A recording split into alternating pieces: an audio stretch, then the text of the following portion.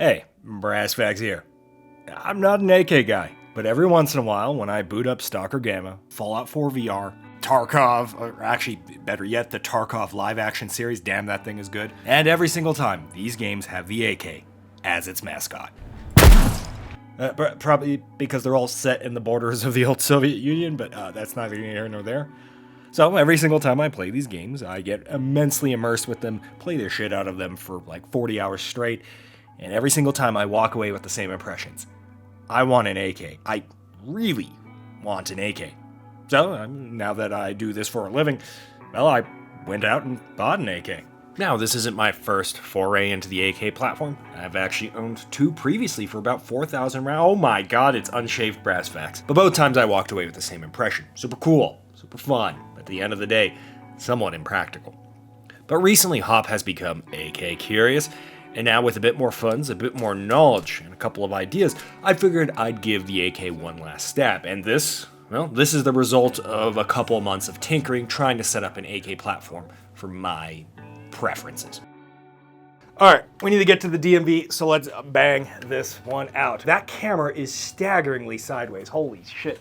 So the main objective here was to kind of retain a lot of the intuitive ergonomics that we have on most rifles, but mainly AR-15s. And that is going to be 12 o'clock laser position, obviously the suppressor, easy actuation of our enablers, optic with magnifier at the absolute or lower 1/3 mount height. So surprisingly, that is actually somewhat difficult to do without just kind of getting lost in the sauce of Weightland and turning this into a M14 EBR chassis, right?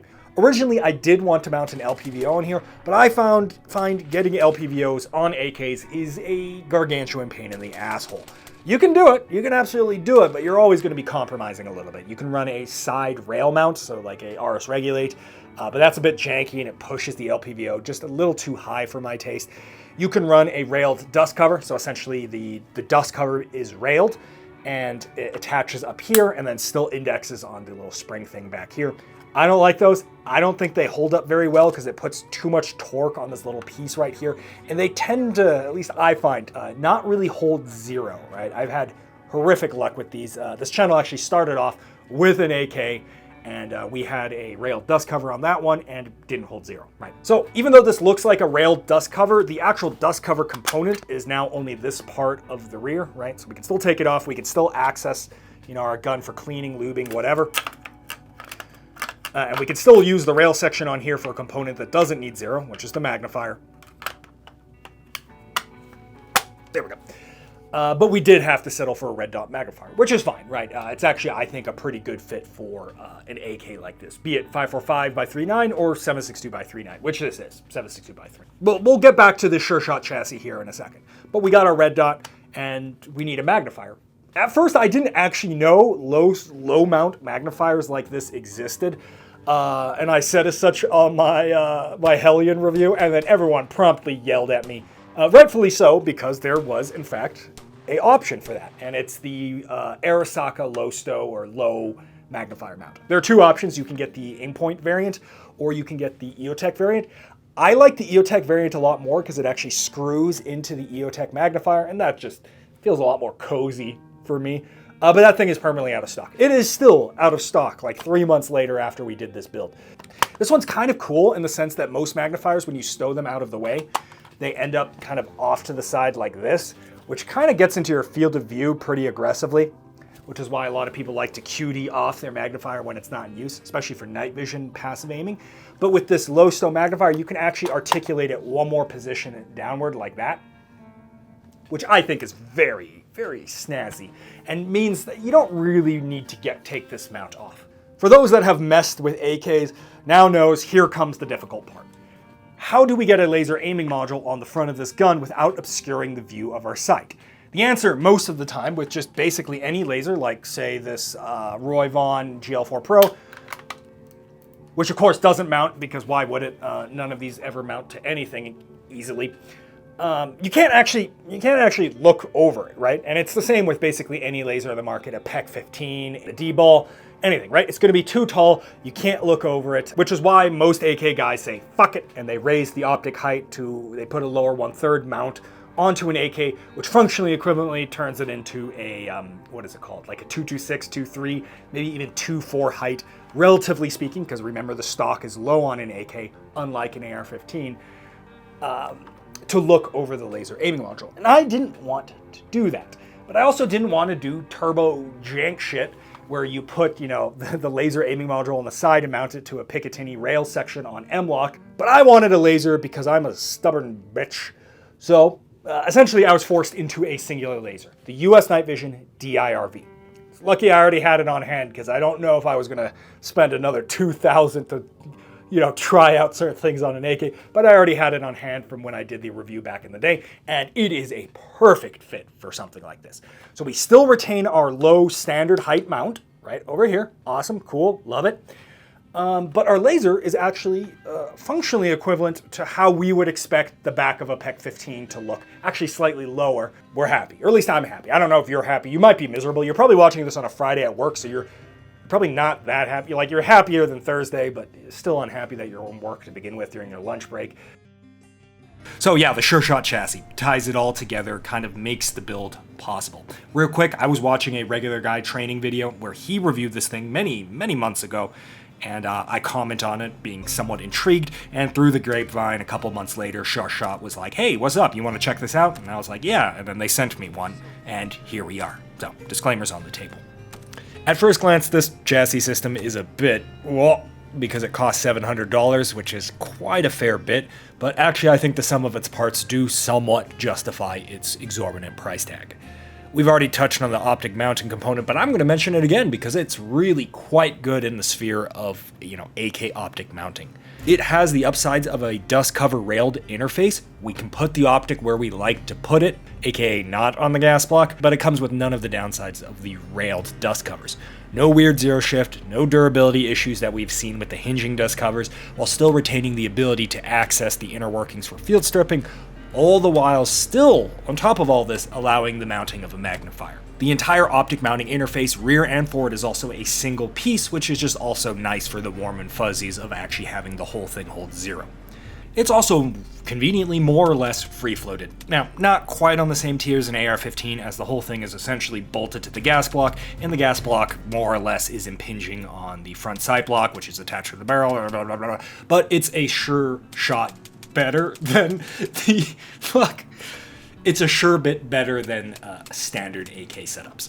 So, AKs get hot, really, really hot, and that's how you know it's working. But the SureShot chassis actually does a lot to mitigate this despite its relatively petite form factor. You're going to still obviously need to do the Michael Jackson glove thing during a training session, but it's not nearly as bad as you think. I think it's a combination of an abnormally thick gas tube, which does a lot to delay the heating up process, and the other handguards. The standard handguard is quite thick but air gapped, so there's a lot of time you get before the gun becomes untouchable. The chassis also comes with a folding brace or stock system, which further helps make that $700 just a little bit more palatable. Now, all of this does exist in some form or another on other chassis systems on the market. The real key here with the SureShot chassis is that it doesn't really add any weight. The website claims about 12 ounces add to a standard AK, and I actually got slightly less than that compared to a roughly similar setup at a 104, rocking stock furniture. That's a really big deal in my eyes. There's a huge downside that comes with this thing though. The forward rail, the gas block rail, is not US 1913 spec. And as such, many devices that require good 1913 fitment will not work here. D-ball, MAUL, and any other device that has a non-adjustable QD, so most of them, will not work on the forward gas block rail sections. Other devices that have adjustability, so like clamping style, like the stuff you see on my rail, should generally work due to huge built-in tolerances. SureShot at first admitted that, yeah, it was out of spec. But they later recanted that statement and said it was actually intentionally out of spec, as it is a European low-ride spec rail or something. I'll be honest, I don't know enough about 1913 rail to know if it's bullshit or legit, but regardless, that's a huge stain on this rail's performance. It's being sold to a US market. The company is called SureShot USA. Why is this thing using a quote-unquote European spec rail that can't take a lot of our accessories. So while they will allegedly be making a US variant in the near future, I think it's incredibly misleading not to notate that on the website at the present time that this uses a very non-standard type rail interface. All right, moving along, next up is the suppressor. This is the Alaskan Rugged 360, or Rugged Alaskan 360. I don't know. It's one of those large-ish bore cans. So mainly meant for stuff like 338, Lapua Magnum, or something to that effect. So it is, even for an AK and 760 by 39, so 30 cal, it is a hair overboard. And the best way to completely ruin this AK would to be put a heavy suppressor on it. I already actually put the dead air on this. You can see a little bit of footage on that. And outside of that, dead air Sandman S just being on its last legs, just spitting fireballs. Yeah, it's just so heavy. That thing is 22 ounces and just kind of takes this rifle and pushes it over the edge and kind of just being a miserably front-heavy setup. Similarly, the AK suppressor that Dead Air makes, the Wolverine, I think it's called, Wolverine, whatever, that thing is like 24 ounces. And yeah, I guess, weight is weight, lift more, bro. The reality is, that's just so much fucking weight on the front of an AK, especially when we put all this other stuff on it, that I just think it was not a good fit. This Alaskan 360, despite initially not seeming like a good fit for this gun, ends up only being about 12 ounces before you put on the mounting accessories, capping out at about 14 ounces.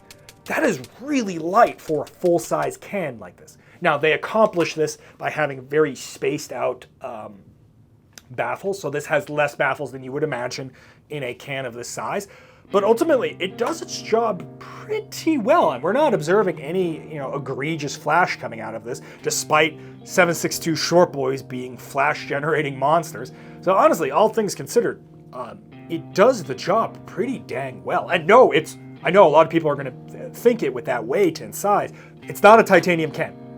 It's a stainless steel can. So, I'm magged up in this boy, and the can's not going to explode. It's going to hold up just fine. So, all in all, I think this is kind of a sleeper can for a build like this. At first glance, it seems like a terrible choice, but as we go through all the features, it ends up being actually one of the best choices. And speaking of which, how it's handling suppression, a lot of AKs tend to be overgassed as dick, but because this is a PSA AK, this suppressor with just a standard configuration ends up actually being mostly fine on gassing. I was going to put a adjustable, piston in here, the KNS, but I don't think I will. The only other thing on this build that I kind of want to change would be to have an enhanced charging handle for reasons. Switch the safety to a slim safety. Because I'm a lefty, this enhanced safety rubs against my gear and engages all the time, and it's obnoxious. I'd much rather just have it be smooth. It's not like I'm speed switching from the safety on this thing anyway. It's an elongated process where, I guess you can't see shit there, where I have to just slap it and then kind of get to work and then do this, right? And then the trigger. I was waiting for the Geisley AK trigger. I tried it at SHOT Show, and my God, that is a good AK trigger. But it's still not out yet, so I may have to go buy like an ALG trigger or something to that effect. Because, the AK trigger isn't bad by any means, but it's not good, right? It's in that nebulous in-between ground where I can tolerate it, but this setup would just be so much more nice with something that doesn't have 45 miles of pre-travel. Oh, and to address the elephant in the room before I send you off, yes, this is a PSA AK. Yes, I'm gonna have a whole ass video talking about how the PSA AK did. Short answer, it did okay, but not really, but yes. Tune in next time. Regardless, that's that. I ended up being pretty happy with how this AK turned out. Am I gonna grab this over an AR-15 should the world go to shit? No, probably not. I still like AR-15s a lot more, but I think this gets pretty close to the point where I'm not gonna be upset if I had to run something like this. It works really well, it's pretty manageable recoil-wise, which a lot of AKs are not. It's got suppressors, it's got the ergos I want. All in all, I think the setup's pretty good. That's about the most I could hope for. Okay, cool. This video's going way too long. I'll send you off. Bye.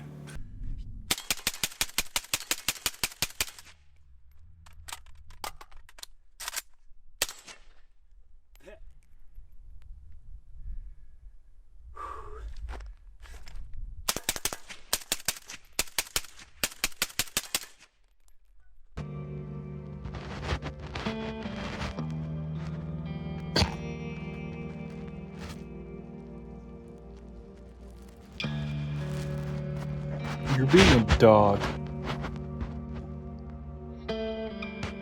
Yeah. Yeah, you don't know what to say. Oh, now you think you're in trouble.